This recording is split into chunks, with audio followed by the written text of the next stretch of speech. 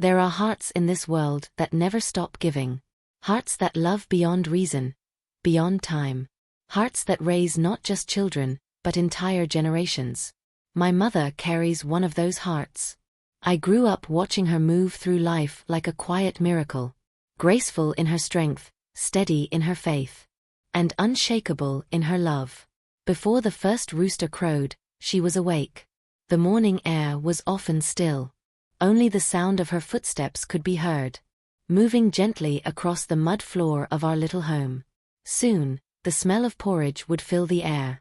Warm, sweet, comforting. Like the promise of another day. I used to peek from my small mat, and there she'd be. Her head wrapped in a faded scarf. Her hands, gentle but strong, stirring the pot with quiet grace. She was a mother of many. Yet somehow, she made each of us feel like the only one. Every morning, she cooked breakfast, packed our lunch, and still had strength left to prepare dinner before the stars appeared. She never complained. If she was tired, we never saw it. If she was in pain, she hid it behind a smile. And when the sun climbed high into the sky, she would head to the farm, her basket on her head, her bare feet touching the soil she called our blessing.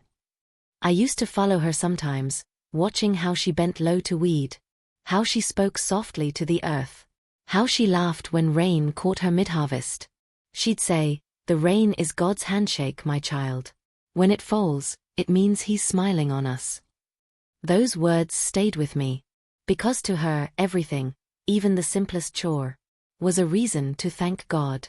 She worked long hours under the hot sun, earning just enough to buy groceries, soap, and sometimes a small treat for us. A few cubes of sugar or a stick of chewing gum. But she gave us more than food. She fed our minds. At night, after the day's work was done, she'd light a small oil lamp and gather us around the wooden table. The glow would dance on her face as she opened an old tattered book.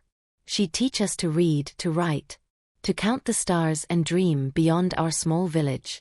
Her voice was patient, her eyes kind. Even when we stumbled over words, she'd smile and say, "You'll get it right next time, my child."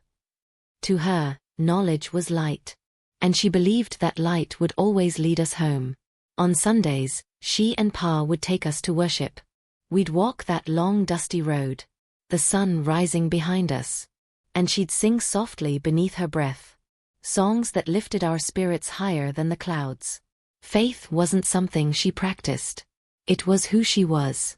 Neighbors knew her as the woman who prayed for everyone.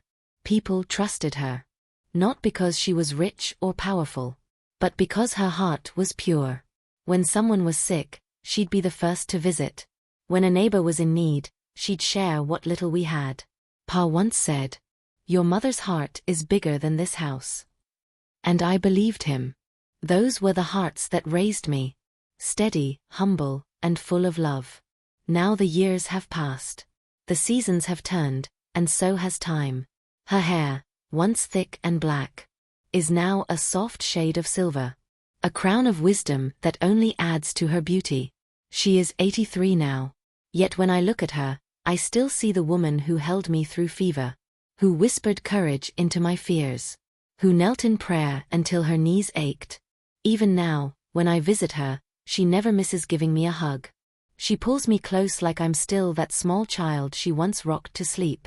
And every time she does, I feel it again. That same safety, that same peace that wrapped my world as a girl. I remember a day when I was little. I had fallen sick. The fever wouldn't break. She held my hand all night, her cool palm pressed against my forehead. When morning came, she took me to the clinic. Her grip was firm, but her voice was soft. "You'll be fine, my child," she whispered. Now, time has turned that picture around. I'm the one who takes her for her checkups. The one who reminds her to take her medicine.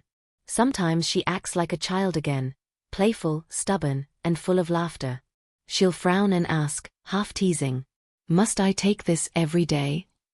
And I'll smile, because that spark in her eyes, that same spark that once kept our home alive, still burns bright. When I was little, she chose my clothes. The ribbons, the shoes, the bright colors. But now, it's my turn. I pick her dresses, her slippers, her jewelry. And when I help her wear them, she giggles softly, her eyes shining like she's young again. In those moments, I realize, love truly does come full circle.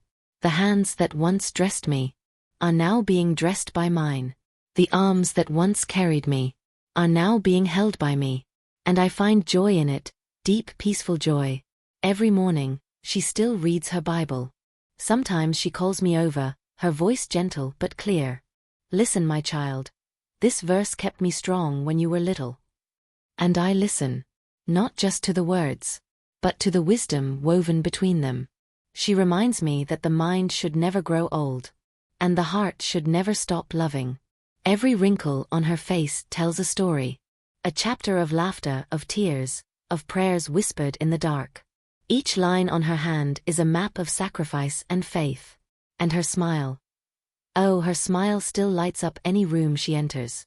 She's 83, yet her heart, her golden heart, still beats with the same love that raised me.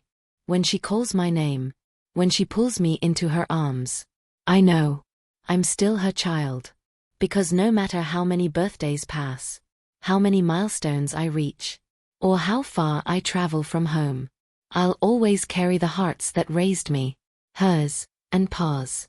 Two hearts that built a legacy out of love. There are times I sit with her in the evening, the sunset painting the sky in gold and crimson. She tells stories from her youth. How she met Pa, how they built their first hut, how she once sold all her yams to pay for my school fees.